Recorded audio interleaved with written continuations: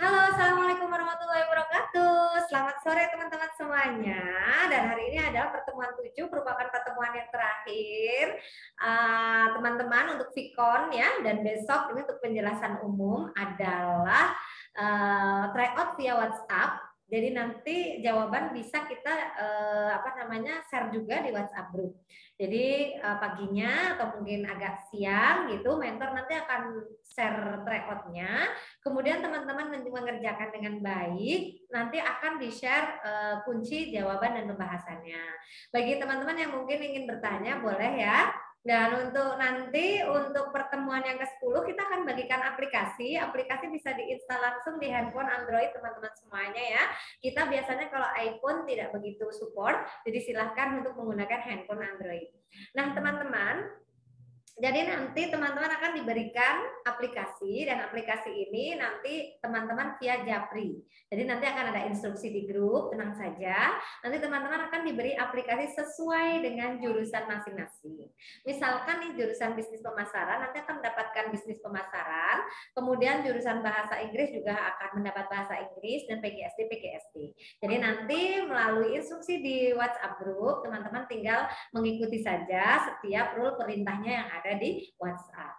Kemudian teman-teman, di sini ada info karena kemarin ada yang bertanya ya, karena mungkin tidak bisa mengikuti dari awal karena sakit dan sebagainya, tidak apa-apa. Kakak sudah saya share juga kan ya di grup, ada materi pembahasan, kemudian ada juga rekaman via YouTube ya. Jadi teman-teman nanti silahkan untuk di-save dulu. Jadi apa-apa yang kita share itu biasanya tidak bisa kita share ulang. Jadi apa-apa yang udah kita share di grup silahkan untuk langsung di-save ya, masukkan ke laptop atau ke galeri phone dan sebagainya. Sehingga nanti teman-teman ketika akan membuka kembali atau ingin belajar kembali bisa. Untuk informasi yang selanjutnya adalah teman-teman, bagi teman-teman yang udah join di Bimbel ini otomatis jadi reseller kami. Jadi bagi teman-teman yang mohon maaf nih ya, pengen banget jadi reseller, itu tinggal hubungi aja nomor kami ya di 082227977086. Bisa reseller untuk produk apapun, baik itu aplikasi CPNS, P3K, Pretest PPG maupun UPPPG. Nanti akan ada, karena otomatis jadi reseller, jadi tidak perlu melakukan pendaftaran atau pembayaran kembali. Jadi teman-teman bisa langsung aja ya untuk menghubungi kami, bisa menjadi langsung join reseller. Jadi misalkan, misal ini ya, misal Kak Desi ada di area Aceh gitu ya, Aceh Barat atau mana gitu. Kemudian dia pegang teman-teman yang ada di situ, kemudian dia jadi reseller untuk menjualkan produk-produk kami atau biar mengajak teman-teman untuk ikut bimbel. Itu biasanya kita ada bonus khusus untuk teman-teman yang reseller itu.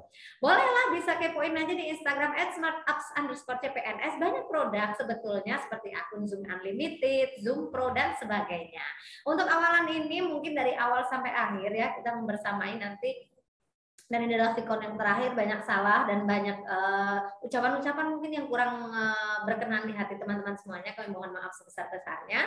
Untuk next selanjutnya saya besar harapannya semoga teman-teman bisa diterima di P3K tahap 3 ya, menyusul teman-teman yang lain yang sedang melakukan pemberkasan.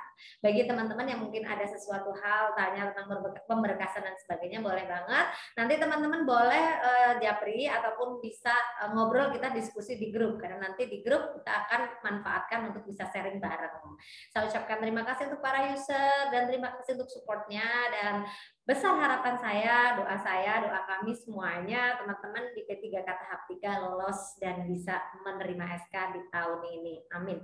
Bagi teman-teman yang mungkin nanti ingin bertanya ataupun ada sesuatu hal, oke Kak Adriati, thank you so much ya Kak Adriati. Semoga Kak Adriati bisa goal di tahap 3 ini dengan banyak sekali perjuangannya, tentunya di tahap 1 dan 2, tapi nanti di tahap 3 mungkin akan indah pada waktunya karena sesuatu hal itu pasti membutuhkan perjuangan. Baik teman-teman, ada Kak Angga, Kak Widya, Kak Yulianingsih, bisa disiapkan untuk PR-nya ya. Kemarin sudah mendapatkan PR dari mentor, sehingga nanti akan dibahas lagi. Ini juga nanti ada yang request nih ya, nanti akan dijelaskan Kak Jenny bagaimana memecahkan soal yang panjang. biar nanti sekalian saat pembahasan dikasih triknya juga. Congratulations buat teman-teman semua, good luck for you dan be the best. Semoga keberuntungan berpihak pada Anda. Jangan lupa berdoa, jaga kesehatan, dan terima kasih. Kak Jenny udah siap? Oke, kita akan siapkan dulu alat tulisnya ya teman-teman ya.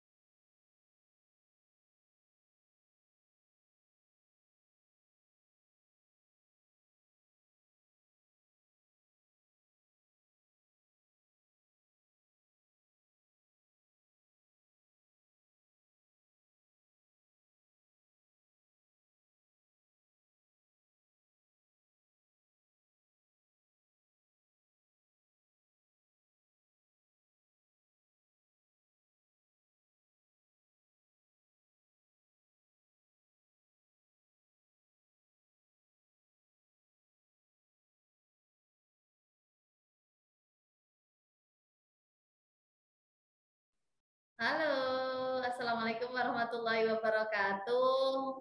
Halo sekalian, jumpa lagi ya dengan saya Kak Jenny di bimbel pertemuan yang ketujuh ya. Wah, ini tidak terasa ya, ini adalah pertemuan terakhir kita dalam bimbingan. Nanti semoga kita bisa berjumpa lagi di lain kesempatan dengan status yang berbeda, tentunya sudah memegang SK CPNS.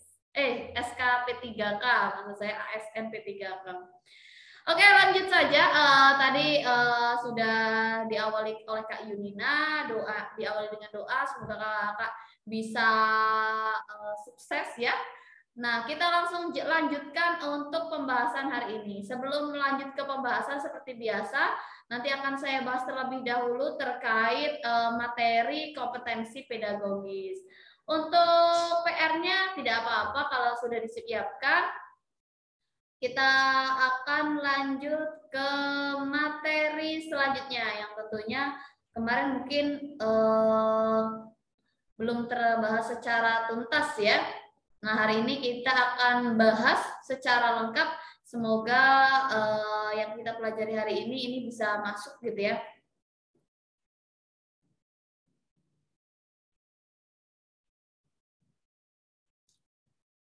Oke, Bismillahirrahmanirrahim. Kita lanjutkan yang pertama.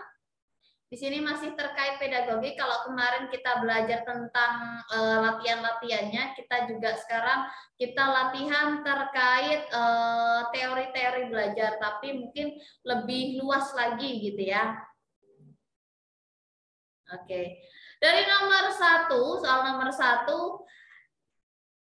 Salah satu metode dalam meneliti perkembangan manusia adalah longitudinal. Nah, apa itu metode longitudinal? Di sini kita sudah punya kata kunci, yaitu meneliti perkembangan manusia. Nah, longitudinal di sini kalau kita melihat opsinya itu sangat limit ya. Bisa yang pertama, peneliti mengamati dan mengkaji satu atau beberapa orang dalam usia dalam waktu yang singkat gitu ya. Beda usia, waktunya singkat. Yang kedua, mengamati dan menguji satu atau beberapa orang sama usianya. Kalau tadi beda usia, sekarang sama usia, tapi dalam waktu yang singkat, sama-sama waktunya singkat. Yang ketiga, yaitu mengamati dan mengkaji beberapa orang gitu ya. Nah, ini sama usia juga, tapi waktunya lama. Nah, selanjutnya di sini ada yang berbeda usia, sama ini beda usia tapi waktunya lama. Atau yang terakhir gitu ya, di sini mengkaji satu atau beberapa orang yang sama karakternya dalam waktu yang lama. Kita ingat saja kalau long itu kan lama gitu ya. Berarti jawaban yang paling tepat adalah yang C gitu ya. meneliti, mengamati, dan mengkaji satu atau beberapa orang. Orangnya itu yang sama gitu ya, usianya juga sama dalam waktu yang lama. Nah, kita sudah kasih pembahasan secara ringkas tapi padat ya. Yang pertama adalah dalam penelitian perkembangan manusia, kalau longitudinal itu artinya satu atau banyak orang yang sama usia. Ingat, tapi waktunya lama. Lama, long ya. Kalau yang kedua adalah cross sectional. Ini apa? Satu atau banyak orang dengan berbagai usia, berarti usianya macam-macam gitu ya. Tapi waktunya yang sama. Beda ya. Nah, ini untuk terkait peneliti tentang perkembangan manusia. Yang kedua, kita lanjutkan ke soal nomor 2. Peneliti teori perkembangan yang menggabungkan antara dorongan tumbuh atau berkembang sesuai dengan kecepatan pertumbuhannya dengan tantangan kesempatan yang diberikan oleh lingkungannya. Di sini ada kata lingkungan. Maka jawaban yang paling tepat apa? Apakah J.J. Rousseau, Stanley Hall, lalu Havigers, atau Piaget atau Kohlberg? Nah, di sini kita punya kata kunci masing-masing. Yang pertama, kalau di sini teori sama ya, teori perkembangan. Kalau J.J. Rousseau itu menelitinya adalah mendorong pembelajaran discovery. Lalu kalau Stanley Hall itu lebih kepada siklus hidup. Kalau Havigers itu lebih kepada lingkungan. Jadi kesempatan yang diberikan oleh lingkungannya. Kalau Piaget adalah perkembangan kognitif. Kalau Kohlberg itu lebih kepada kognitif moral. Jadi nanti bisa dihafalkannya teori tentang teori perkembangan itu berdasarkan kata kuncinya saja. Gitu ya. Kita lanjutkan ke soal nomor selanjutnya, yaitu nomor 3. Kemampuan yang dimiliki oleh anak pada tahap sensori motorik Piaget. Kemarin sudah ya, terkait sensori motorik Piaget itu kapan gitu ya. Nah, dan anak sudah bisa apa saja gitu ya. Yang pertama, apakah tidak bisa melihat dirinya sendiri sebagai makhluk yang berbeda dengan objek di sekitarnya? Apakah tidak suka memperhatikan sesuatu lebih lama? Atau belum mampu mendefinisikan sesuatu dengan manipulasinya? Atau memperhatikan objek sebagai hal yang tetap, lalu ingin berubah tempatnya? Atau kayak tidak memperhatikan objek sebagai hal yang tetap, lalu ingin berubah tempatnya? Jadi pada ciri pokok pada tahapan sensori motorik Piaget yang pasti adalah memperhatikan objek sebagai hal yang tetap, lalu ingin merubah tempatnya. Jadi yang lebih tepat adalah yang B. Di sini ada ciri-ciri pokok dalam sensori motorik Piaget. Yang pertama adalah melihat dirinya sendiri sebagai makhluk yang berbeda dengan objek di sekitarnya. Yang kedua adalah mencari rangsangan melalui sinar lampu atap dan suara, lalu suka memperhatikan sesuatu lebih lama dan mendefinisikan sesuatu dengan manipulasinya. Lanjut ke soal nomor 4.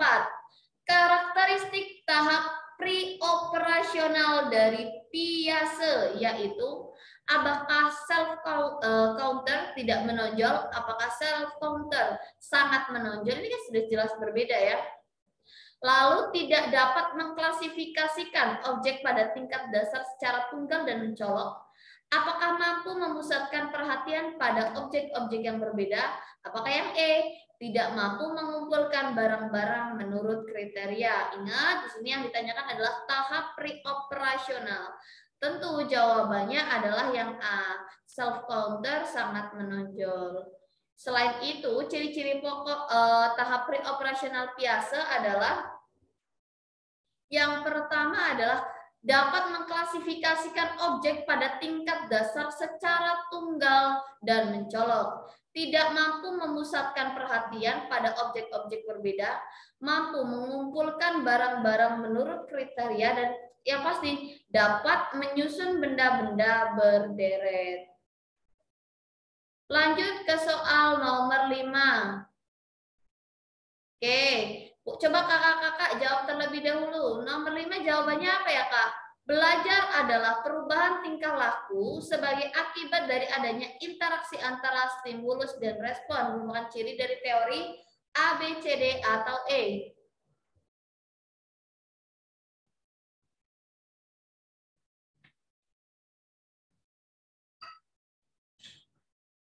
Baik, Kak Widianisi sudah menjawab. Oke, Kak Adriati juga sudah menjawab. Baik, jawaban yang paling tepat adalah behavioristik. Ya, betul. Jawabannya yang A ya. Kemarin kita sudah pelajari kalau behavioristik itu adalah kata kuncinya adalah interaksi antara stimulus dan respon. Lalu kalau humanistik ini adalah ditunjukkannya dengan memanusiakan manusia. Kita ulang sedikit ya. Kalau kognitif itu menekankan pada perhatian terhadap perkembangan anak. Lalu kalau metakognitif ini tambahan ya, kekuatan dan kelemahan diri sendiri. Lalu kalau konstruktivisme ini jelas sekali ya, ada mengkonstruksi pengetahuan mereka sendiri. Di sini juga dijelaskan dapat menginterpretasikan informasi ke dalam pikirannya. Hanya pada konteks pengalaman gitu ya. Pengetahuan mereka sendiri pada kebutuhan latar belakang dan minatnya. Baik, kita lanjutkan ya. Nomor 6. Kemarin juga ini sudah nih. Teori humanistik tampak juga dalam pendekatan belajar. Pandangan dari Ausubel tentang belajar bermakna mengatakan bahwa belajar merupakan A, B, C, D, atau E.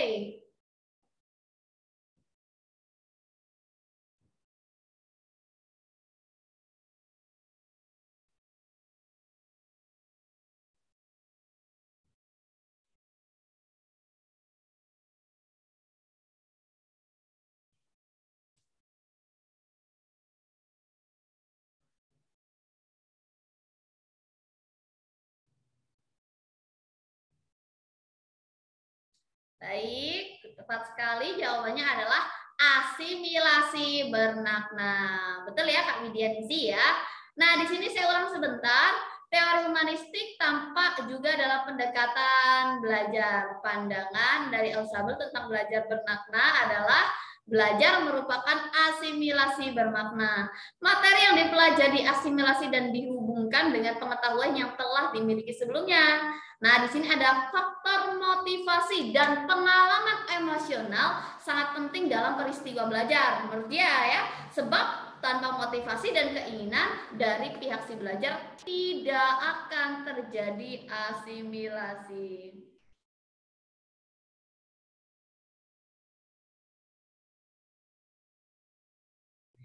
Lanjut ke soal nomor 7. Pandangan David Akol gitu ya, ahli penganut aliran humanistik. Nah, terdapat belajar membagi tahap belajar menjadi 4 tahap. Salah satunya yaitu apa nih? Apakah pengalaman non konkret, pengalaman pasif dan reflektif, tahap aktualisasi, konseptualisasi atau eksperimen pasif? Yang mana nih? A, B, C, D atau E?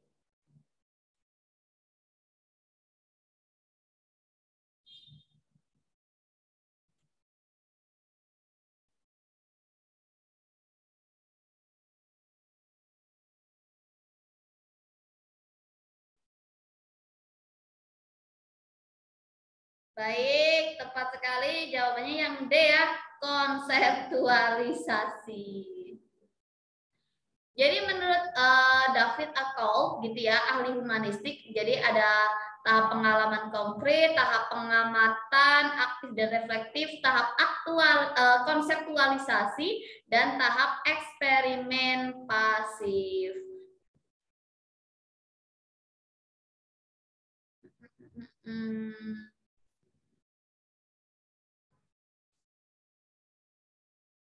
Ini jadi sebenarnya juga boleh nih.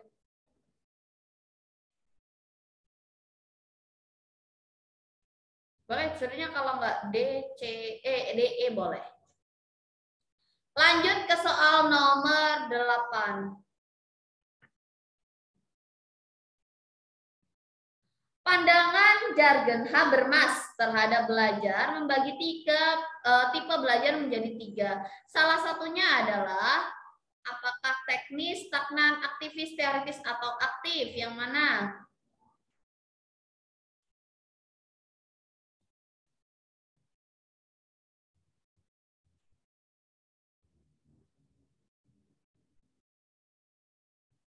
Baik, teknis ya. Jadi kalau menurut Habermas itu 3 tipe belajar itu ada 3. Teknis, praktis, dan emansipatoris. Ini kemarin juga sudah, tapi bukan di itu ya, bukan di pembahasan, tapi pembahasannya di soal. Kita lanjutkan ke soal selanjutnya. Berikut fungsi dari kurikulum kecuali apakah pendidikan, pembelajaran, suplementasi, eksplorasi, atau keahlian. Nah, di sini yang paling tepat adalah betul yang pembelajaran. Jadi fungsi kurikulum itu ada 4. Yang pertama pendidikan, suplementasi, eksplorasi, dan keahlian. Lanjut ke soal nomor 10. Nggak apa-apa, kita lanjutkan. Berdasarkan Permendikbud nomor 13 tahun 2014, pembelajaran dengan pendekatan saintifik terdiri atas 5 langkah kegiatan belajar. Berikut yang termasuk langkah kegiatan belajar. A, B, C, D, atau E. Baik.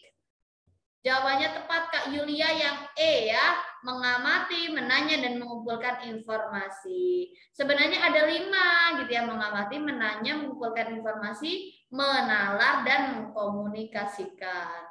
Lanjut ke soal nomor 11. Salah satu tujuan pembelajaran dengan pendekatan saintifik yaitu yang mana? A, B, C, D, atau E? Boleh ditulis dulu di kolom chat.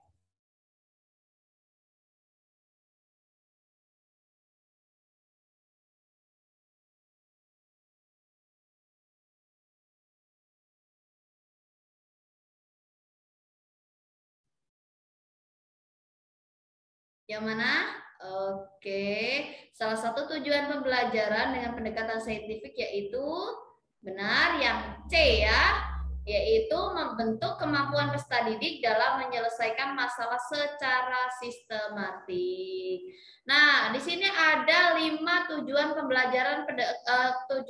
pembelajaran pendekatan saintifik. Yang pertama adalah meningkatkan kemampuan intelektual. Yang kedua adalah membentuk kemampuan peserta didik dalam menyelesaikan masalah secara sistematik.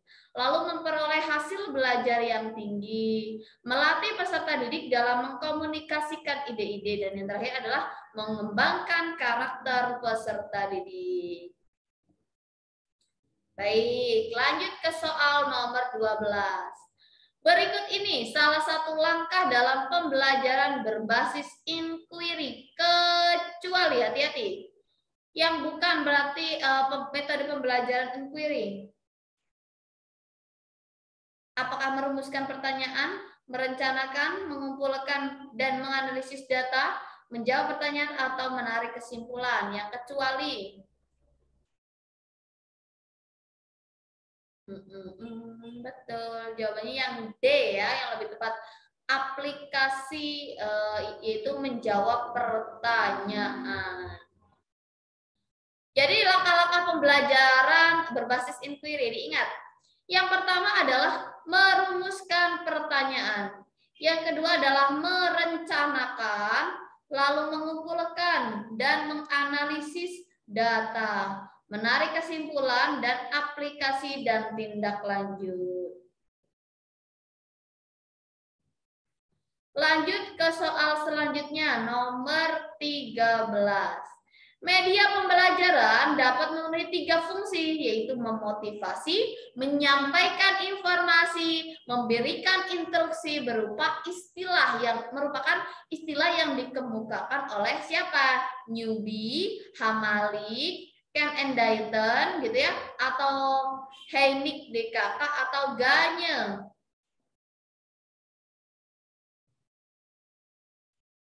Yang mana? Oke.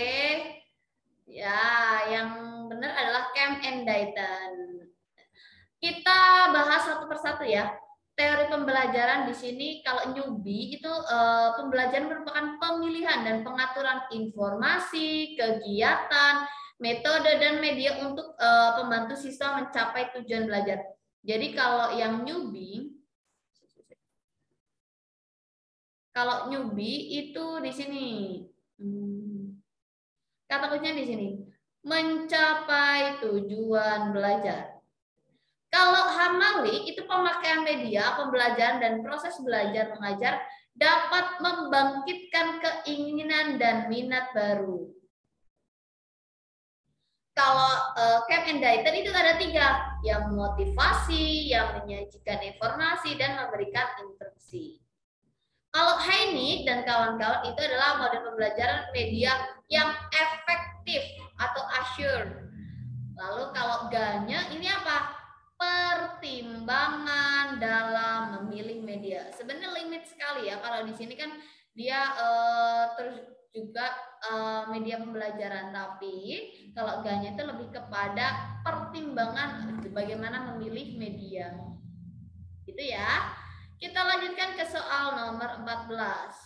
Pertimbangan dalam memilih media merupakan pokok bahasan yang dikemukakan oleh siapa? Ini A, B, C, D, atau E?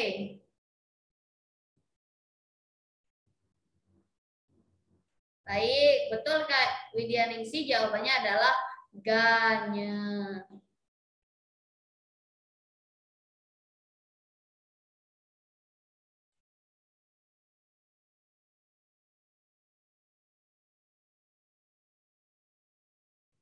Lanjut ke soal selanjutnya, nomor 15. Menggunakan materi dan media merupakan assure, yaitu apa nih assure? Analysis learning characteristics, state objective, selective modify or design materials, utilize materials, atau require learn response.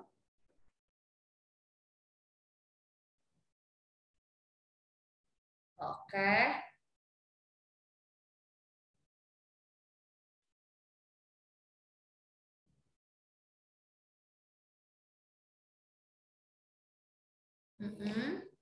Ya, tepat ya, jawabannya yang D ya. Utilize materials atau menggunakan materi dan media. Kita kupas, kalau analis di sini adalah analis, berarti menganalisa karakteristik. Kalau step objektif itu lebih kepada merumuskan tujuan pembelajaran. Kalau select, modify, or design materials itu lebih kepada memilih, memodifikasi, dan merancang pengembangan materi dan media. Di sini kan menggunakan ya, ada kata kuncinya menggunakan, berarti utilize gitu ya. Kalau require, learn respond itu meminta tanggapan. Kalau evaluate jelas ya, mengevaluasi. Gitu ya. Kita lanjutkan ke soal nomor 16. Menggunakan media pembelajaran dalam proses belajar mengajar memberikan manfaat praktis. Ini kata kuncinya di sini. Manfaat praktis yaitu A, B, C, D, atau E.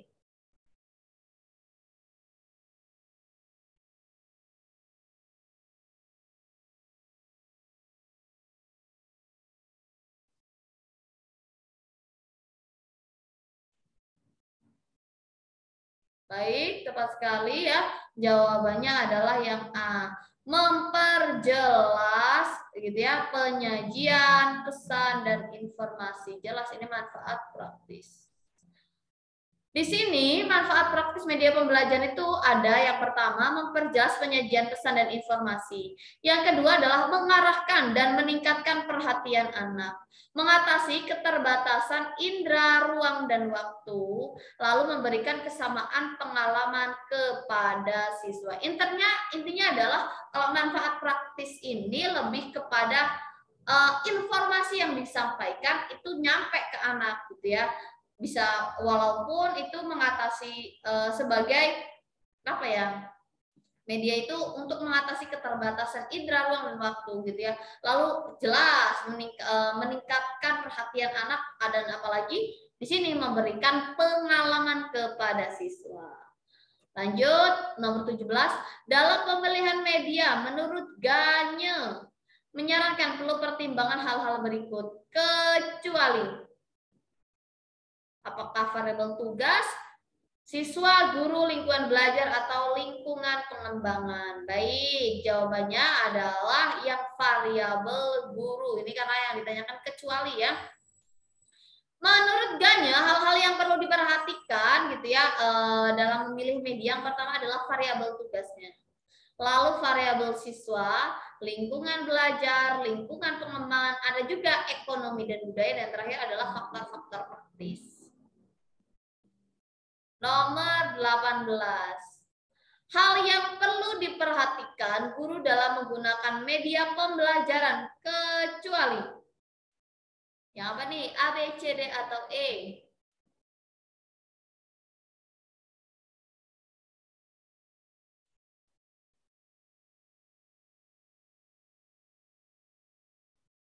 Baik, tepat ya, jawabannya adalah yang E, betul. Ya, guru harus membuat media pembelajaran yang rumit. Jelas, ini bukan karena kecuali gitu ya.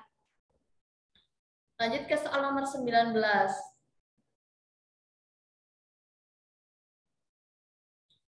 Salah satu contoh proses pengawasan pada proses pembelajaran, kecuali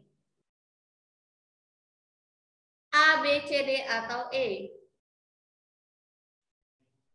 Oke.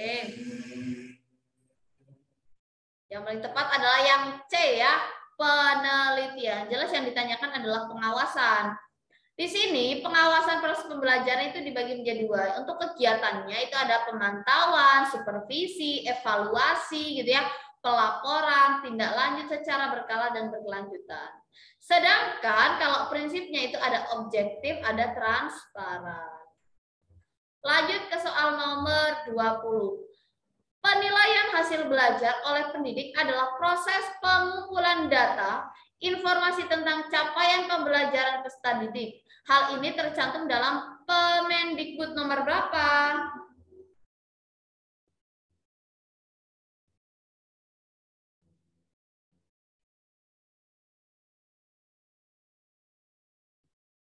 Oke, betul.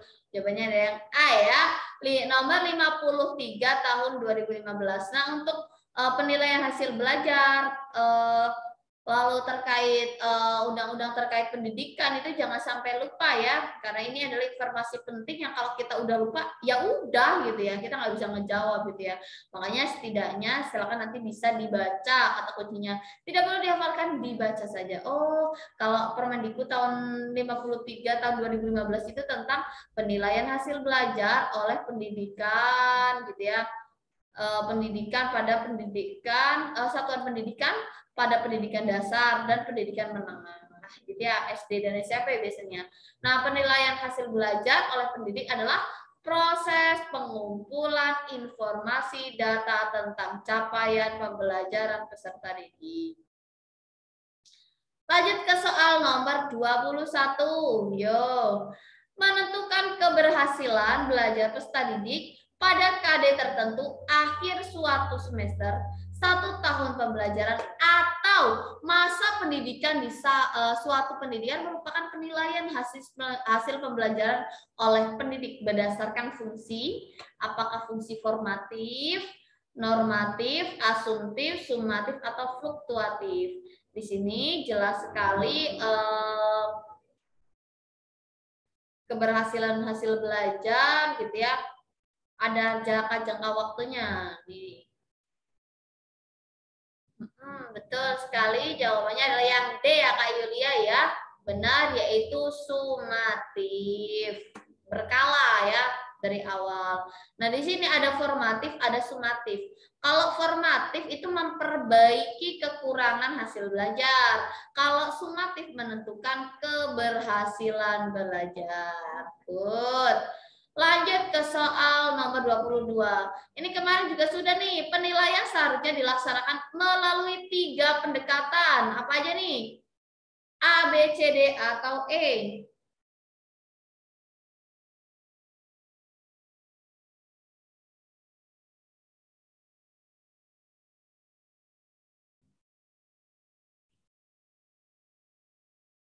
Ayo, A, B, C, D, atau E?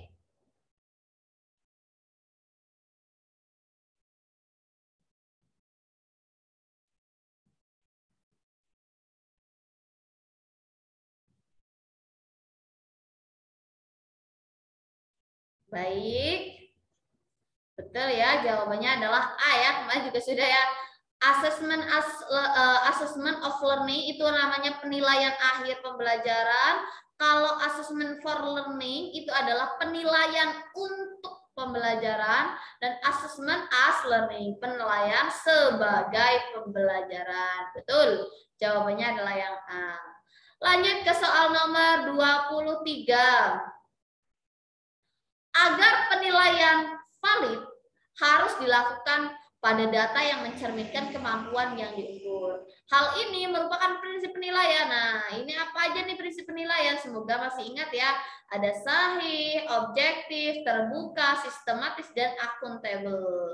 Good. Kalau di sini harus valid, artinya sahih ya. Lebih kepada sahih, berdasarkan data. Di sini kalau objektif itu tidak dipengaruhi oleh subjektivitas. Lalu di sini ada adil, tidak menguntungkan atau merugikan salah satu peserta didik gitu ya. Lalu terpadu yaitu tercapainya kompetensi, terbuka artinya bisa diketahui siapapun gitu ya. Lalu di sini ada menyeluruh dan berkesinambungan atau mencakup semua aspek. Lalu di sini ada sistematis, dia terencana atau bertahap. Lalu ada beracuan kriteria atau kompeten, dan akuntabel. Artinya apa? Nilai tersebut gitu ya bisa dipertanggungjawabkan. Oke. Kita lanjutkan ke soal nomor selanjutnya. Model penelitian tindak kelas menurut Kurt Lewin, yaitu apa nih? Apakah planning, acting, observing, evaluating, atau planning, observing, evaluating, atau di sini ada planning, acting, observing, reflecting, planning, acting, research, evaluating, atau planning, acting, reserving, dan reflecting. Yang A, B, C, D, atau E? Oke. Tepat ya, jawabannya adalah yang C.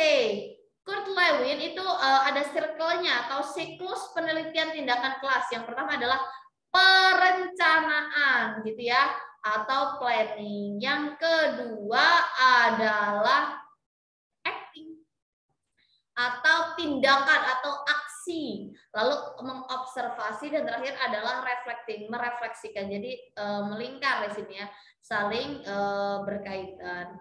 Lanjut ke soal nomor 25. Setting penelitian terdiri dari 3 komponen, yaitu penelitian, apa aja kemarin juga udah nih.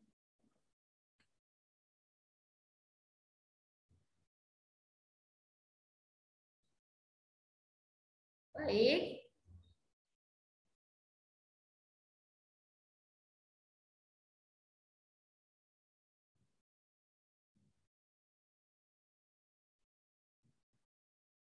Oke, tepat ya, jawabannya adalah yang C ya. Tempat, waktu, dan subjek. Yang ditanyakan adalah setting penelitian gitu ya. Tempat, waktu, dan subjek. Orangnya yang mau diteliti siapa? Oke, itu dia. Kita lanjutkan ke selanjutnya. Nah, ini saya membahas terkait materi pendekatan, strategi, metode, taktik, dan model pembelajaran. Kalau kita bicara tentang pendekatan pembelajaran, maka yang tersebesit dari kita adalah sudut pandang kita terhadap proses pembelajaran, atau merujuk pada pandangan yang terjadi suatu proses yang sifatnya masih sangat umum gitu ya, di mana untuk mewadahi, menginspirasi atau menguatkan melantari metode pembelajaran dengan cakupan teoritis tertentu. Artinya pendekatan itu yang nantinya akan merujuk kepada metode apa gitu ya. Nah, di sini terdapat dua jenis pendekatan. Ada pendekatan pembelajaran yang berorientasi pada berpusat pada siswa, ada yang berorientasi kepada guru. Pasti sudah paham ya kalau ini ya pendekatan ada yang berorientasi pada siswa, ada yang berorientasi terhadap guru. Lalu di sini kedua adalah strategi pembelajaran. Kalau strategi pembelajaran adalah kegiatan pembelajaran yang harus dikerjakan. Gimana sih strateginya gitu ya? Dan siswa agar tujuan pembelajaran itu bisa dicapai secara efektif dan efisien. Di sini artinya strategi itu pada dasarnya masih bersifat konseptual gitu ya, tentang keputusan-keputusan apa yang akan diambil dalam suatu pelaksanaan pembelajaran. Di sini ada untuk strategi itu juga dibagi menjadi dua, ada expository discovery learning dan group gitu ya, individual learning. Nah, di sini kita lanjutkan metode. Kalau metode itu pembelajaran diartikan sebagai cara yang digunakan untuk mengimplementasikan rencana yang sudah disusun. Kalau teknik itu cara yang dilakukan sesuai dengan implementasi metode secara spesifik lagi. Lalu di sini ada beberapa contoh. Yang pertama adalah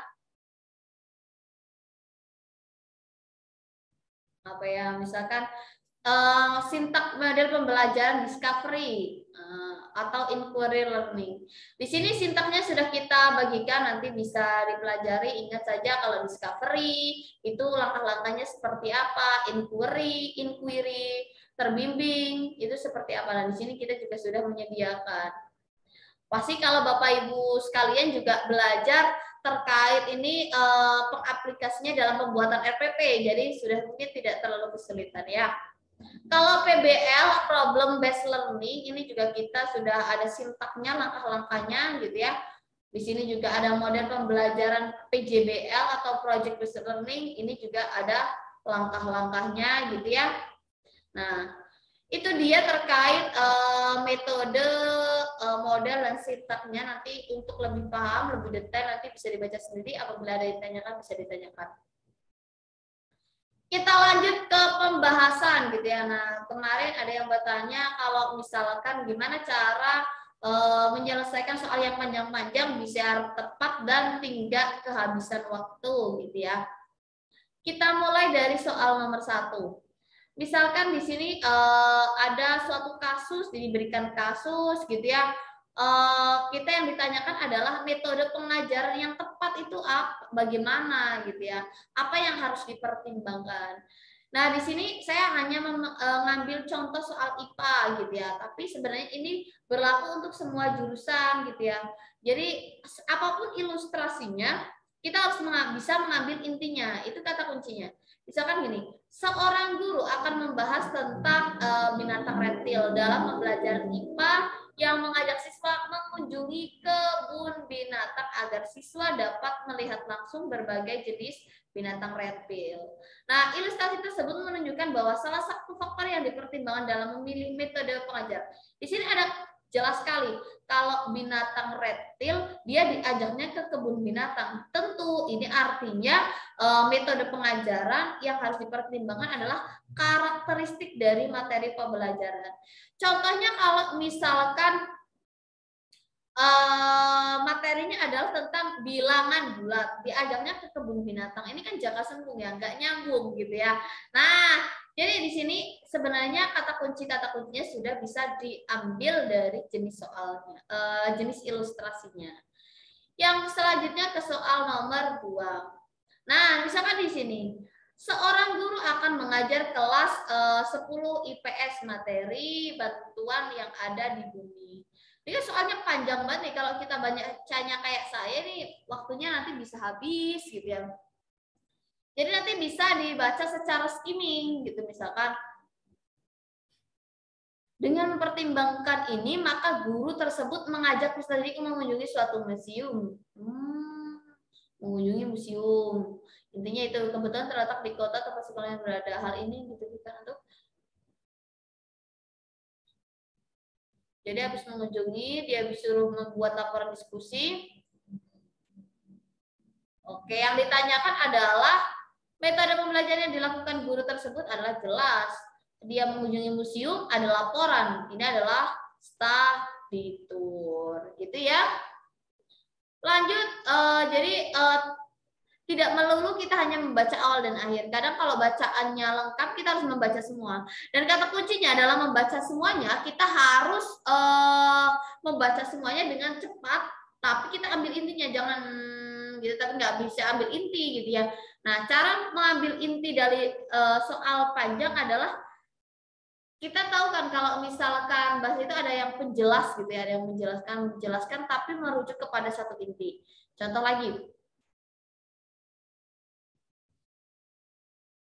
Seorang di sini ada seorang guru kelas 5 gitu ya.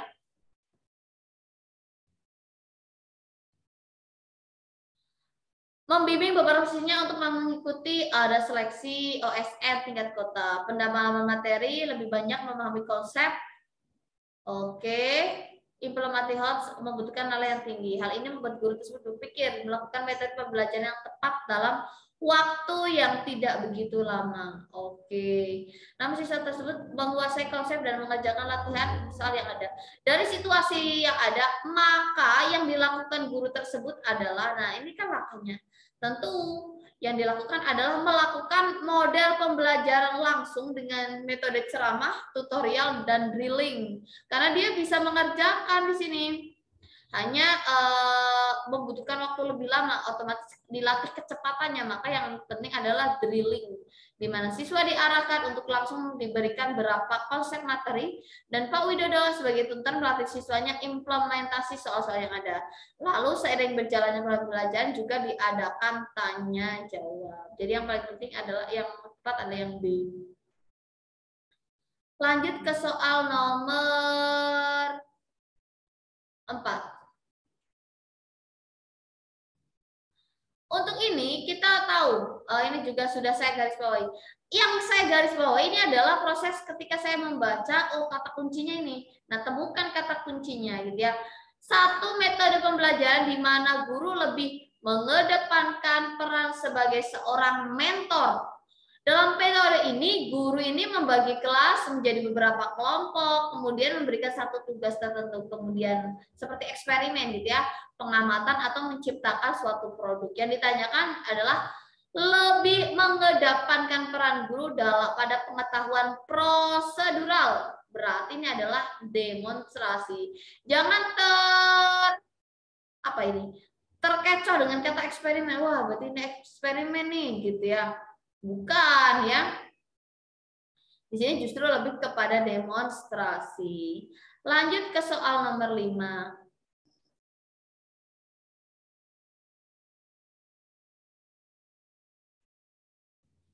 Nah, kegiatan yang dilakukan guru pada tahap kesimpulan dalam pembelajaran menggunakan metode tanya jawab adalah yang paling tepat, karena yang ditanyakan adalah yang paling akhir adalah menyimpulkan jawaban pertanyaan yang paling tepat.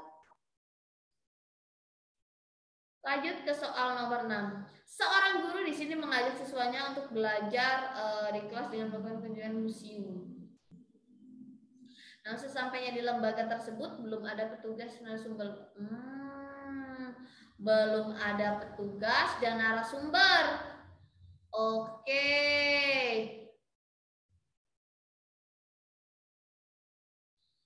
Pembelajaran ekspositori atau langsung. Nah, di sini artinya sumbernya itu hanya dimiliki guru, gitu ya.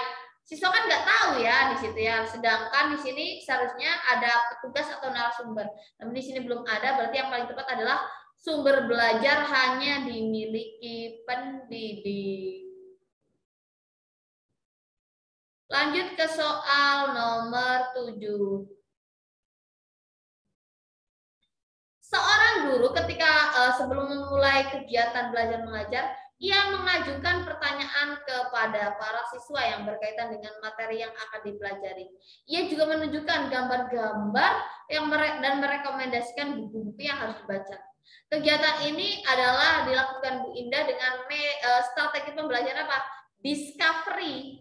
Nah, tahap ini adalah tahap apa? Jelas sekali adalah stimulasi atau stimulation atau memberikan rangsangan.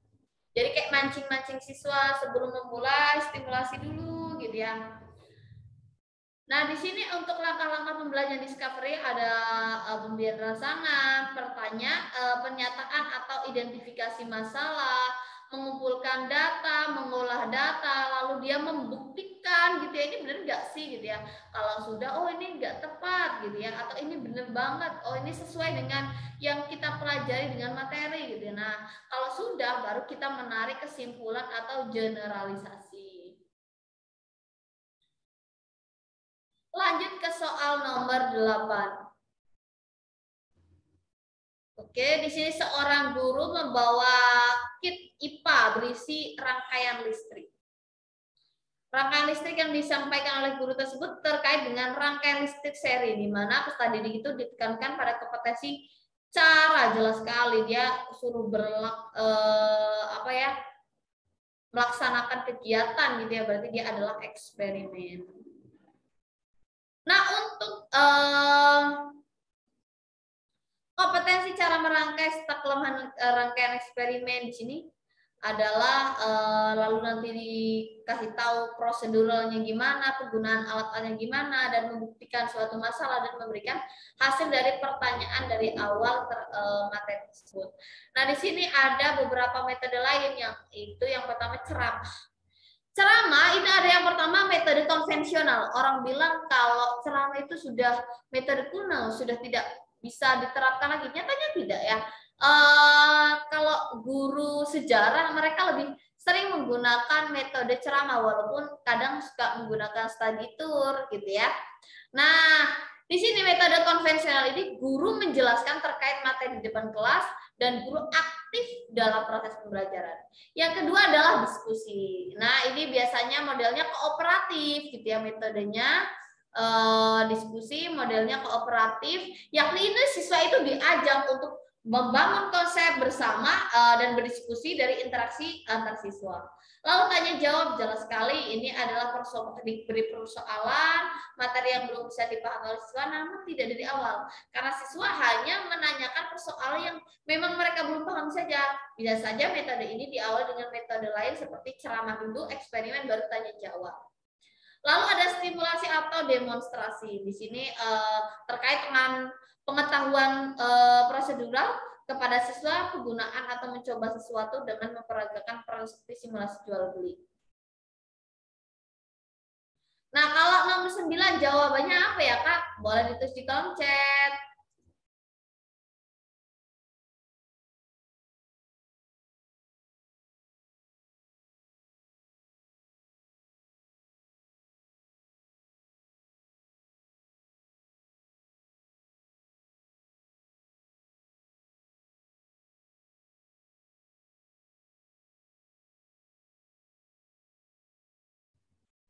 Baik, jawabannya apa, Kak? Nomor 9. Sudah saya garis bawah itu kata kuncinya.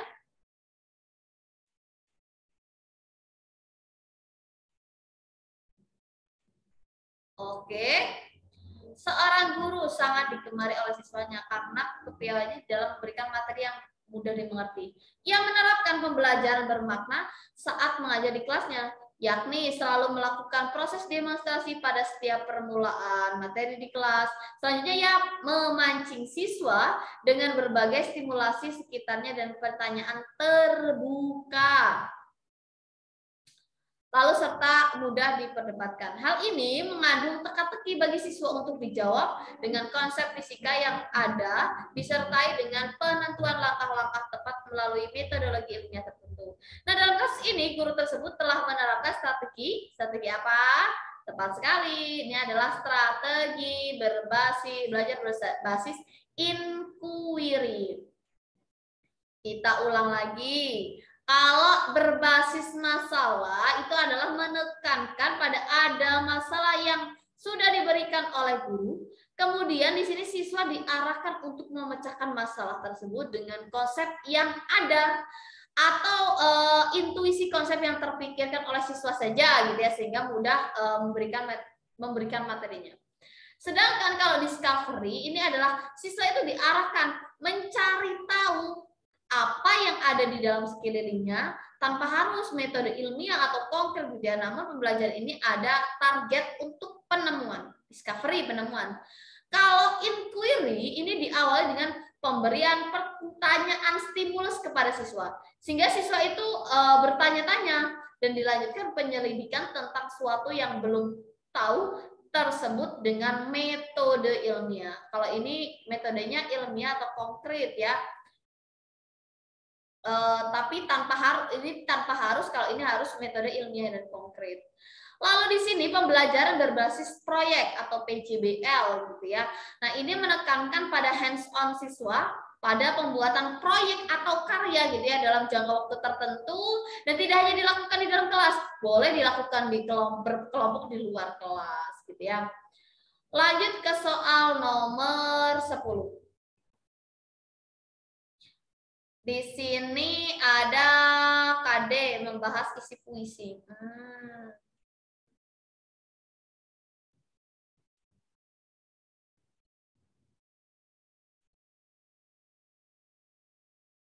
Mereka pertama berkelompok gitu ya, ada dengan kelompok ahli. Oke, nanti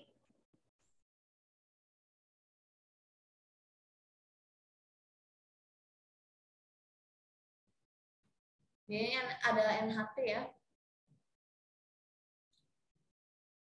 Jadi setelah itu kelompokan, tadi dibagi tim ahlinya balik, dia mempresentasikan hasil diskusinya kepada guru, memberi penguatan pembelajaran, maka guru menggunakan metode jelas sekali. Di sini ada berkelompok ya. Di sini diskusi ya, diskusi dan mempresentasikan. Jadi yang paling tepat adalah yang C. Lanjut ke soal nomor 11. Penerapan teori belajar di mana siswa bebas mengumpulkan data, mencoba-coba, membuat hipotesis gitu ya, menyusun rumus, membuktikan benar tidaknya hipotesis ini adalah jelas sekali ini adalah konstruktivisme. Jelas, jawabannya D. Nomor 12. Salah satu teori belajar yang menyatakan bahwa belajar sebagai hasil dari pembentukan hubungan antara rangsangan. Jelas, ada stimulus, ada respon, ini berarti behavioristik. Lanjut ke soal nomor 13. Seorang guru SD kelas 4 akan mengajarkan materi matematika dengan kompetensi dasar, jaring-jaring bangun ruang, balok. Langkah yang pembelajaran ia lakukan adalah sebagai berikut. Meminta peserta didik membawa kardus bekas, lalu menginstruksikan kepada siswa peserta didiknya untuk membuka kardus itu sesuai dengan apa yang ada. Lalu peserta didik diminta untuk menggambar terkait pola kardus yang ada di bawahnya. Peserta didik diharapkan bisa mengembangkan pola tersebut menjadi pola yang lain, namun tetap berorientasi pada pola kardus yang di bawah. Nah, berdasarkan ilustrasi di atas, pembelajaran yang dilakukan guru itu sesuai dengan teori pembelajaran siapa? A, B, C, D, atau E? Ayo, coba ditulis dulu di kolom chat, A, B, C, D, atau E? Jawabannya, tinggal ditulis aja, nggak apa-apa kakak-kakak.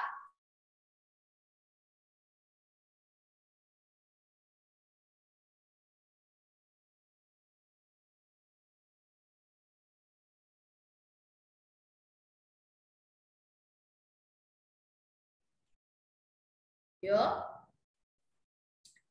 Oke, tepat sekali jawabannya adalah kognitif, gitu ya, kognitivisme. Di sini langkah-langkah tersebut kita dapat mengerti bahwa teori pembelajaran dilakukan adalah kognitif karena siswa diarahkan cukup betul pengaturan stimulus yang diterima menyesuaikan kognitif yang dimiliki. Jadi bukan behavioristik ini ya, menginginkan terjadinya stimulus dan respon melalui penguatan atau pengulangan dan adanya perubahan tingkah laku. Jadi lebih ke kognitif. Lanjut ke soal nomor 14. Dalam proses pembelajaran menggunakan kelereng gitu ya, bola, lidi dan batu kecil, gambar-gambar yang berhubungan dengan pembelajaran IPA sebagai media adalah sesuai dengan tahapan perkembangan berpikir anak yang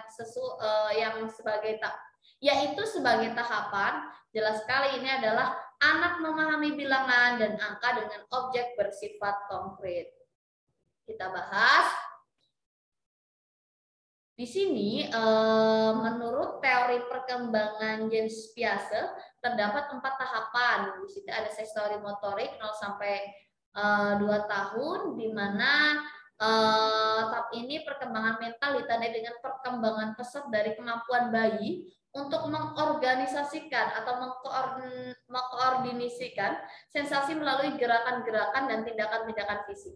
Lalu kalau praoperasional 2 sampai 7 tahun, di sini tahapan ini konsep-konsep yang stabil mulai dibentuk, penalaran mulai muncul, egosentrisme mulai kuat dan kemudian melemah, serta terbentuknya keyakinan terhadap hal-hal yang magis. Lalu operasional konkret 7 sampai 15 tahun gitu ya. Di sini aktivitas mental gitu ya difokuskan pada objek-objek atau peristiwa yang nyata atau konkret dapat diukur. Lalu operasional formal gitu ya 11 sampai 15 tahun. Tahap ini anak mampu memikirkan sesuatu yang mungkin terjadi, sesuatu yang abstrak gitu ya, yang tidak lagi terikat dengan objek. Jadi yang paling tepat adalah yang B. Lanjut ke soal nomor 15. Apa jawabannya? Pada tahapan perkembangan peserta didik di mana ia telah memiliki ya moralitas yang benar diinternalisasikan dan tidak didasarkan pada standar-standar orang lain, dia mengenal tindakan moral alternatif, menjajaki pilihan-pilihan, dan kemudian memutuskan berdasarkan suatu kode moral pribadi. Nah, hal ini merupakan contoh perilaku moral spiritual pada tahapan. Jelas sekali ini adalah yang pasca konvensional.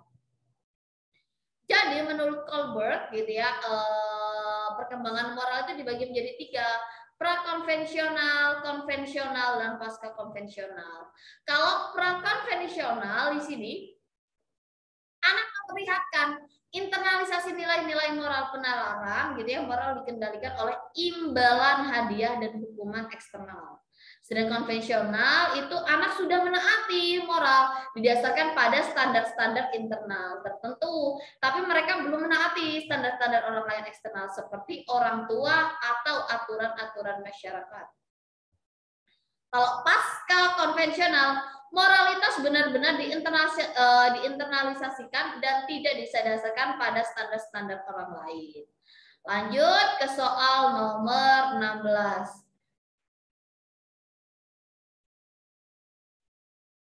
Di sini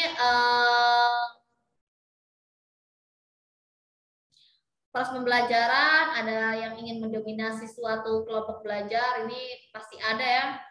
Dia ingin selalu memimpin, mengendalikan jalannya diskusi.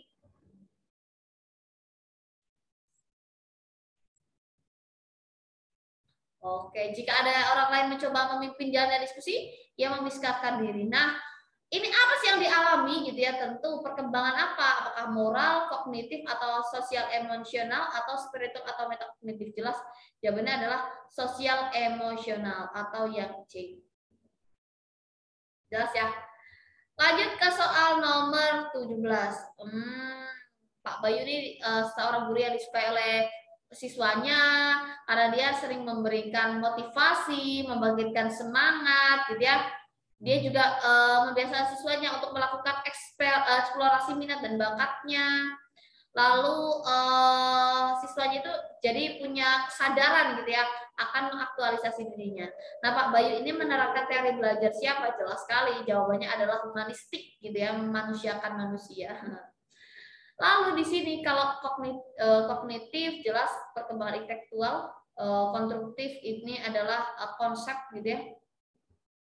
Kalau cybernetivisme itu mengolah informasi, mengolah informasi dengan baik. Nomor 18. Seorang guru kelas 5 SD akan mengajar materi matematika. KD-nya tadi ini sama ya, tapi yang ditanyakan adalah ini menurut siapa gitu ya. Kalau tadi ini termasuk langkah-langkah apa, menggunakan metode apa. Kalau ini yang ditanyakan adalah berdasarkan teori pembelajaran menurut siapa. Jelas sekali ini adalah menurut Brunner karena langkah-langkah ya. Betul sekali. Lanjut, kalau jenis biasa saya ulang sedikit. Kalau teori kognitif menurut James Piaget itu kata kuncinya memorinya lebih lama, membekas kepada siswa, guru memfasilitasi terjadinya keseimbangan gitu ya, ada asimilasi, akomodasi dan ekuilibrasi. Kalau Brunner itu kepada perkembangan intelektual anak gitu ya, tapi upaya membebaskan siswa belajar sendiri dengan cara menemukan. Prosesnya ada enaktif, ikonik, dan simbolik.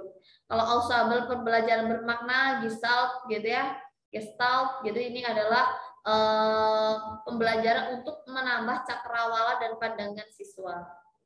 Lanjut ke soal nomor 19. Seorang guru taman kanak-kanak akan mengajar tentang indikator, yakni peserta didik mampu melakukan gerakan psikomotorik kasar. Guru ini memberikan contoh kepada peserta didiknya terkait gerakan psikomotorik kasar tersebut. Nah, ilustrasi yang diberikan oleh guru tersebut sesuai dengan teori jelas sekali Bandura. Di sini Bandura ini kan katanya gini. Guru memberikan contoh kepada peserta didiknya. Ini kata kuncinya kan. Ingat, Bandura ini adalah tentang meniru atau memberikan contoh. Lalu kalau Ganya Pavlov-Skinner ini kan teori behavioristik ya, perubahan tingkah laku karena adanya stimulus, penguatan dan pengulangan respon, bisa juga penghargaan atau punishment. Kalau Brunner ini teori kognitif diulang-ulang terus ini ya, yakni pembelajaran untuk mengembangkan intelektual anak dari hal sederhana sampai hal yang kompleks. Ini Brunner. Lanjut ke soal nomor 20. Gunawan adalah anak dengan kemampuan menggunakan kata-kata efektif baik lisan maupun tertulis. Jelas sekali, ini linguistik ya. Jelas sekali ini. Menurut Gardner, ini memiliki kecerdasan apa? Jelas ya, baik lisan maupun tertulis itu ya. Jadi ini linguistik, jangan sampai milih yang literasi. Kita bahas terkait kecerdasan multidisiplin. Yang pertama linguistik. Kalau linguistik adalah kemampuan menggunakan kata-kata dengan efektif dan menguasai bahasa secara lisan maupun tertulis. Kalau logika matematika jelas ya, berhitung, logis gitu ya. Lalu dapat memecahkan masalah. Lalu kinestetik, jelas gerak ya. Kines aktivitas fisik. Lalu spasial ini menerjemahkan pikiran atau imajinasi ke dalam bentuk visual gitu ya, serta mempunyai daya imajinasi secara cepat. Kalau musikal jelas dia lebih peka terhadap nada, irama gitu ya, dan ritme musik.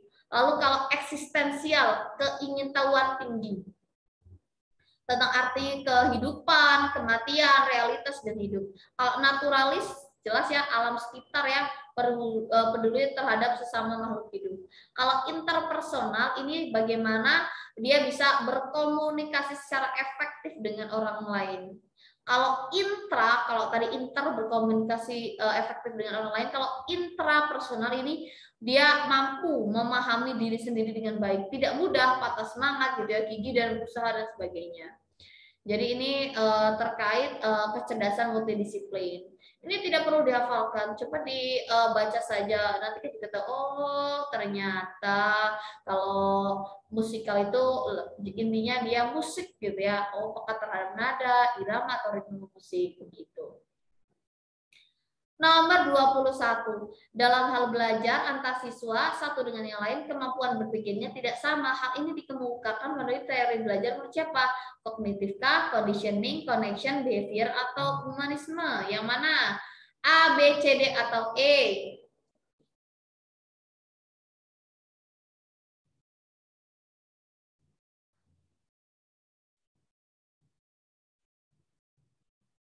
Baik, tepat sekali jawabannya adalah yang A ya, yang kognitif. Di sini teori belajar kognitif ini adalah memiliki beberapa prinsip penting di dalamnya. Salah satunya adalah prinsip tersebut digunakan untuk membuat proses belajar berjalan dengan baik, sehingga murid-murid menyerap pengetahuan dan informasi dengan mudah. Jelas sekali dia lebih mudah mengutamakan proses, biasa dikenal dengan metode perseptual, gitu ya. Tujuan belajarnya memiliki hubungan antara persepsi, tingkah laku, dan juga pemahaman seseorang. Lalu materi yang dikemas juga dalam komponen kecil akan mengurangi makna. Kalau belajar merupakan kegiatan memperoleh atau mengolah informasi, gitu ya, melatih daya ingatan dan aspek kejiwaan. Lalu di sini ada belajar sama dengan aktivitas yang melatih daya berpikir anak. Proses pembelajaran juga harus ada keaktifan, keterlibatan murid, gitu, keterlibatan murid di dalamnya. Materi ini dalam proses pembelajaran juga harus disusun nih dari yang paling mudah hingga sulit. Jadi makanya kalau belajar itu tidak mulai dari yang sulit dulu, tapi dari yang mudah dulu, gitu ya. Jadi nanti ada drilling soal, sudah paham, sudah bisa menguasai, baru ada pengayaan dengan soal yang lebih tingkatannya lebih tinggi. Lalu ada perbedaan yang dimiliki setiap murid, wajib diperhatikan keberhasilan proses belajar. Lanjut ke soal nomor 22. Untuk menerapkan proses kognitif dalam pembelajaran, maka sebaiknya dipakai konsep jelas sekali. Yang B ya, cara belajar siswa aktif. Kalau masih asing, ingat saja CBSA, cara belajar siswa aktif adalah proses belajar dan mengajar menggunakan berbagai metode yang menitikberatkan kepada keaktifan dan melibatkan berbagai potensi siswa, baik bersifat fisik, mental, emosional, maupun intelektual untuk mencapai tujuan pendidikan. Lalu nomor 23, penerapan teori belajar menurut Brunner, gitu ya. Tapi di sini yang perlu diperhatikan, tapi kecuali jelas sekali, gitu ya. Apakah A, B, C, D, atau E? Yang jelas adalah pastinya tidak mendiskusikan tentang suatu masalah dengan siswa. Di sini teori belajar sosial atau teori observation learning adalah sebuah teori belajar, gitu ya, yang relatif masih baru dibandingkan dengan teori belajar lainnya. Di sini prinsip dasar belajar menurut teori ini adalah dipelajarinya individu, terutama dalam dalam belajar sosial moral yang melalui peniruan, imitation, menyajikan contoh perilaku atau modeling. Lanjut ke soal nomor 24. Dalam proses pembelajaran, informasi yang diterima oleh siswa itu kadang tidak ada hubungannya dengan pengetahuan atau konsep yang dimilikinya. Cara belajar seperti itu disebut jelas belajar menghafal, gitu ya. Karena di sini informasinya itu tidak ada hubungannya dengan pengetahuan atau konsep dimiliki. Nah, ini hati-hati kalau masih memaksakan siswanya untuk belajar secara menghafal. Lanjut ke soal nomor 25. Dari pertanyaan di bawah ini, pernyataan yang menunjukkan dari 9 tahap pengelolaan proses kognitif yang disebut fase-fase belajar.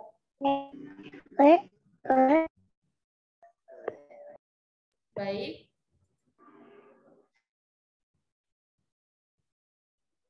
Nah,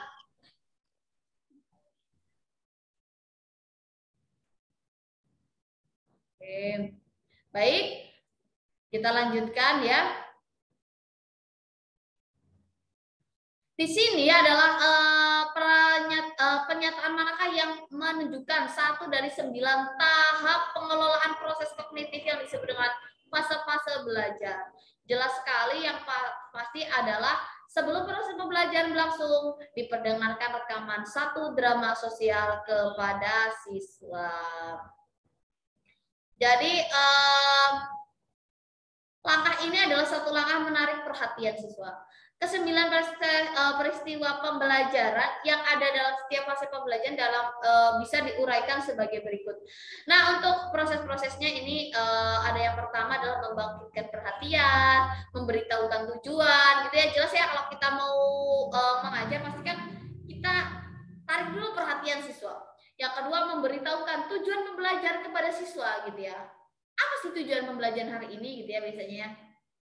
Lalu setelah itu kita merangsang ingatan, diingatkan lagi materi prasyarat. Misalkan kita mau belajar tentang penjumlahan pecahan gitu ya, matematika gitu ya.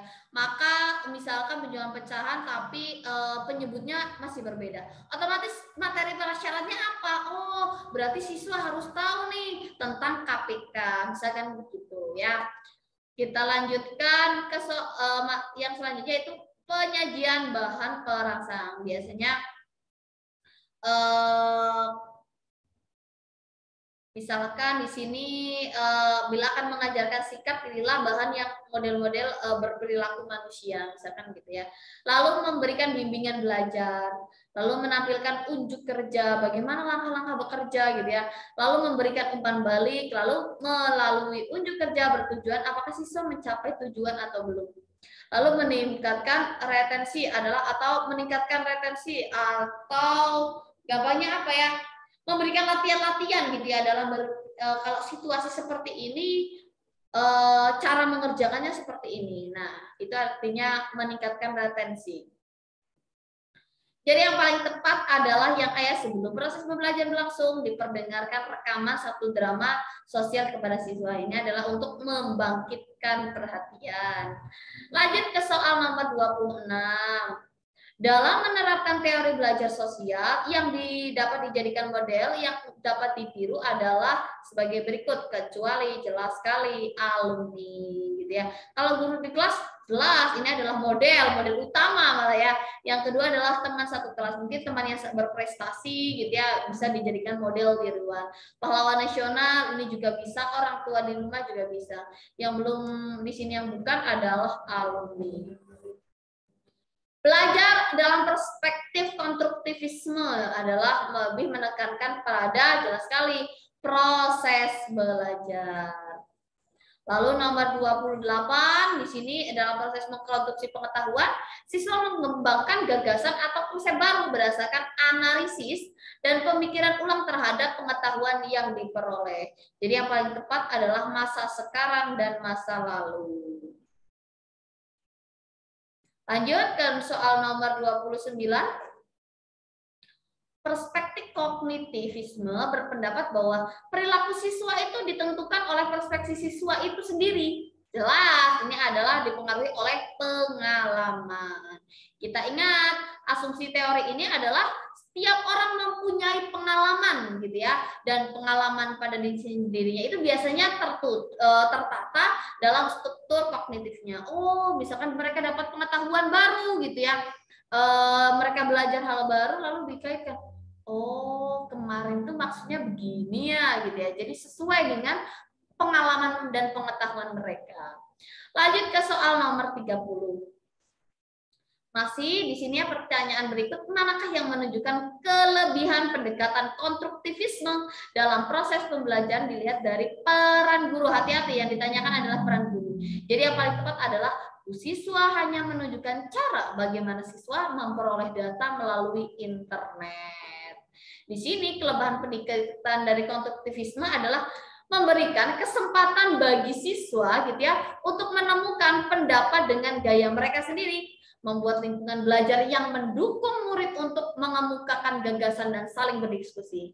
Lalu siswa dapat memikirkan perubahan gagasan gitu ya, serta sadar atas kemajuan mereka. Lalu ada membuat peserta didik memikirkan segala sesuatu tentang pengalamannya, dan terakhir membuat siswa atau peserta didik mencoba dengan gagasan yang baru agar memperoleh kepercayaan diri dan memakai di sini memakainya itu dari berbagai konteks. Lanjut ke soal nomor 31.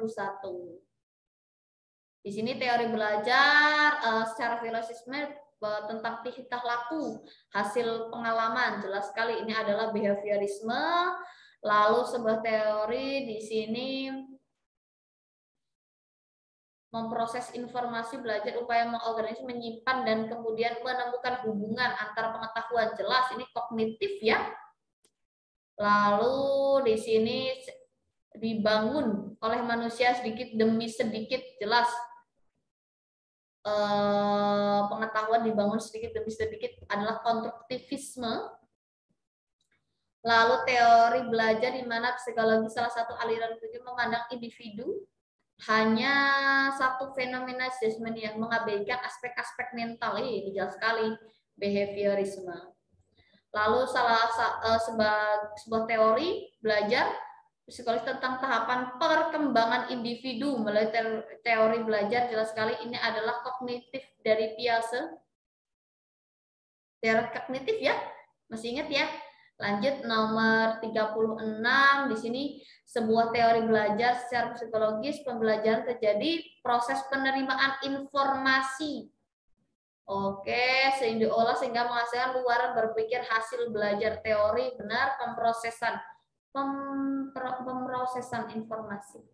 Ini menurut Ganyo ya. Jelas sekali tadi juga sudah kita ulang-ulang. Kalau di sini respon menghasilkan efek yang memuaskan. Respon menghasilkan efek memuaskan, jelas. Law of effect. Lalu di sini kesiapan. Jelas mengacu pada asumsi bahwa kepuasan organisme itu berasal dari pendayagunaan satuan pengantar conduction unit. Ini jelas sekali readiness ya, law of readiness. Lalu di sini ada kesiapan mengacu asumsi condition. Oke. Berasal dari pendayagunaan menimbulkan kecenderungan menurut organisasi berbuat atau tidak berbuat sesuatu. Jelas sekali ini adalah exercise. Lalu ada stimulus, ada respon, meningkatkan. Berarti ini adalah conditioning. Meningkatkan ya. Lanjut ke soal nomor 41. Jika refleks yang sudah diperkuat gitu ya melalui respon conditioning didatangkan kembali keadaan reinforce, maka kekuatan akan menurun. Action berarti responden ini ya, responden action.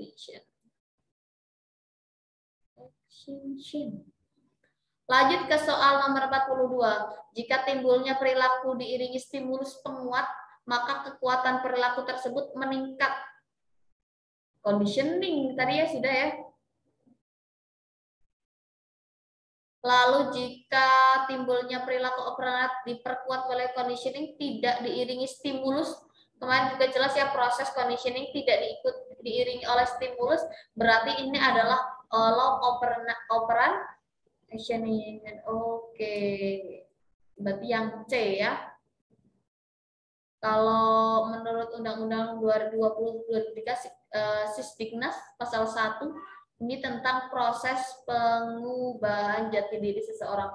Ini sudah kita lengkapi pasal 1 terkait pendidikan adalah apa, pendidikan nasional adalah apa. Ini bisa jadi acuan juga untuk belajar. Jadi kalau ditanyakan nanti yang keluar pengertian dari pendidikan nasional, sistem pendidikan nasional, ini sudah kita rangkumkan, nanti bisa dibaca tentang peserta didik, tenaga kependidikan, pendidik itu apa, jalur pendidikan itu apa, jenjang pendidikan apa, jenis pendidikan, satuan pendidikan, pendidikan formal, hingga sampai ke pembelajaran itu apa. Sampai 30 ya, nanti ada 30 ayat ya dalam Sisdiknas pasal 1 gitu ya, ada 30 ayat, nah nanti bisa dibaca.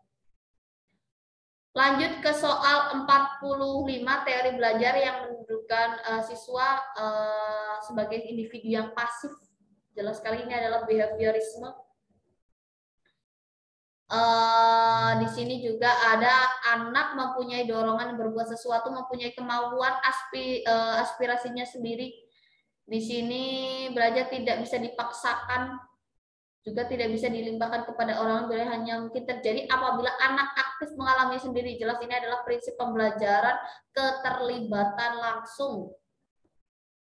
Lanjut, di sini teori kognitif, gitu ya. Mulai perkembangan dari abad terakhir sebagai protes terhadap teori perilaku yang berkembang sebelumnya. Penelitian ini merupakan perkembangan teori kognitif menurut siapa? Oke, Ausubel, Brunner, dan Gagne.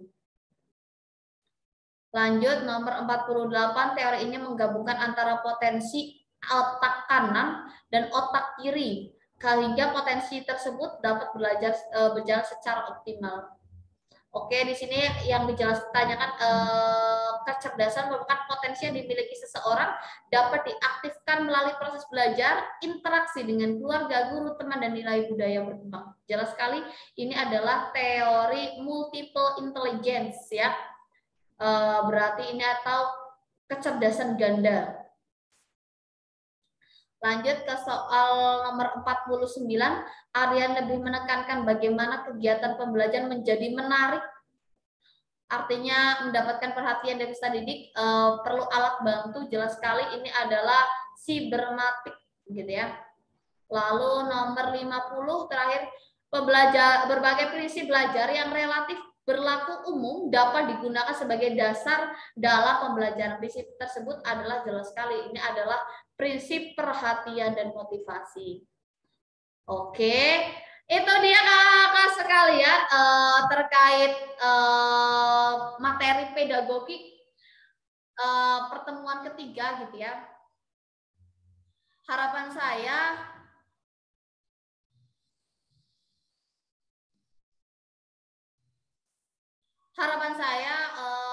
pembelajaran dari pertemuan pertama, pertemuan kedua, dan pertemuan ketiga ini bisa menambah materi dan wawasan kita bersama gitu ya, bahwasanya hal-hal yang akan dikeluarkan sebenarnya memang tidak jauh dari apa yang kita terapkan di sekolah. Misalkan terkait metode pembelajaran, strategi pembelajaran, apabila ada yang berbeda, misalkan bukan berbeda ya, apabila yang perlu kita pelajari seperti halnya teori-teori belajar, itu sebenarnya juga sudah kita pelajari sewaktu kuliah gitu ya, apalagi yang memang linear dengan dunia pendidikan gitu ya, gelarnya juga sarjana pendidikan, otomatis itu sebenarnya sudah kita pelajari. Hanya memang walaupun sudah kita pelajari gitu ya, tetap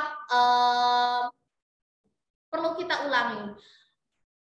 Satu hal yang ingin saya tekankan gitu ya, sebelum tes alangkah lebih baiknya soal-soal yang sudah di-share itu nanti dipelajari ulang, dipelajari dari awal untuk materi-materi secara profesional, artinya sesuai jurusan. Untuk yang kita ajarkan kepada siswa harus kita kuasai terlebih dahulu. Karena apa? Apa yang kita akan terima ujiannya itu ya pasti yang sesuai dengan yang kita daftarkan atau yang kita ajarkan kepada siswa kita gitu ya. Pertama, kuncinya adalah baca seluruh materi gitu ya, ambil kata kuncinya gitu ya, lalu drilling soal sebanyak-banyaknya. Itu adalah modal kita untuk mengurangi pressure ketika kita tes. Kadang soalnya itu mudah gitu ya, karena kita terlalu panik lihat saingan kita jadi aduh saya bisa enggak ya gitu ya. Jadi harapan saya kurangi kepanikan dengan mempersiapkan diri lebih awal gitu ya. Itu saja yang bisa saya sampaikan. Mungkin ada yang mau ditanyakan, boleh bertanya terlebih dahulu atau menuliskan di kolom chat. Dari saya pribadi mohon maaf apabila ada kesalahan-kesalahan yang mungkin disengaja atau tidak disengaja, lalu mungkin ada kata-kata yang mungkin tidak jelas gitu ya, mohon dimaafkan. Terima kasih dari saya, sepertinya tidak ada pertanyaan lagi. Saya doakan semoga kakak-kakak bisa goal ASN di 2022. Semoga niat kakak belajar hari ini dan belajar kemarin-kemarin gitu ya, sebagai ikhtiar kakak untuk goal ASN ini bisa dimudahkan oleh Allah Subhanahu wa taala. Itu saja dari saya, semoga sukses gitu ya. Semangat ya Kak semuanya, bisa kalau misalkan kemarin ketinggalan bisa diulang lagi. Jangan sampai apa yang sudah kita share itu udah ya saya sudah dapat materi tapi ya udah nggak dibuka-buka gitu kan. Kayaknya sayang banget gitu ya. Dibukanya pas udah mau tes H-1 baru dibuka. Jangan sampai gitu ya. Harapan saya silakan dibuka mulai sekarang. Jadi ketika mendekati hari H-1, H-2 tes itu kayak kita udah oke, semua materi sudah saya persiapkan, tinggal satu, siap mental gitu ya. Kerjakan dengan tenang, sukses untuk kita semua. Terima kasih. Wassalamualaikum warahmatullahi wabarakatuh. Sampai jumpa.